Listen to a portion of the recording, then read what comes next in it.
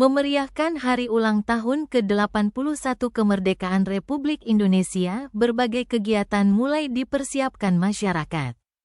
Salah satu persiapannya adalah tradisi aneka perlombaan dan semarak tanggal 17 Agustus. Aneka perlombaan tersebut tak hanya membuat kegembiraan bagi masyarakat, tapi juga menjadi bagian mempererat silaturahmi, meningkatkan semangat kebersamaan, dan menumbuhkan rasa nasionalisme maupun cinta terhadap tanah air.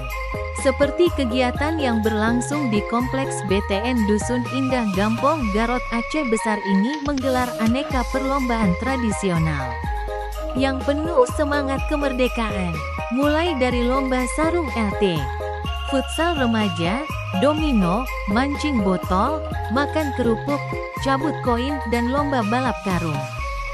Selain itu ada juga jalan santai, lomba masak mie, dan peras air ibu-ibu.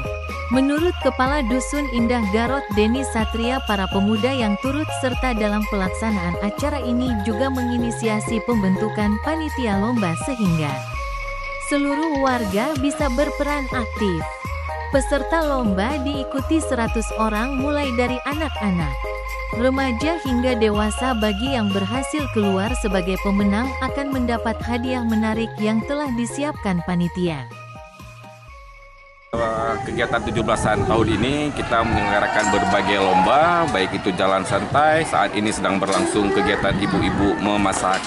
Perlombaan ini diselenggarakan antar RT di Dusun Indah. Dengan adanya kegiatan ini, selain dalam rangka memperingati 17 Agustus, juga menjadi bagian mempererat silaturahmi antar warga di Dusun Indah ini. Semoga kegiatan ini dapat terus berlanjut di tahun-tahun berikutnya. Di Dusun Indah ini setiap tahun digelar kegiatan seperti ini yang diinisiasi oleh pemuda Dusun Indah. Setiap tahunnya ada kepanitiaan yang dibentuk untuk kegiatan ini. Alhamdulillah sampai hari ini kegiatan tradisi ini masih kami lakukan di Dusun Indah. Semangat kemerdekaan dengan kebersamaan dan kegembiraan yang terpancar pada rangkaian lomba tanggal 17 Agustus Dusun Indah tahun ini diharapkan dapat berlanjut di tahun berikutnya. Dari Aceh Besar, Fajar Online melaporkan.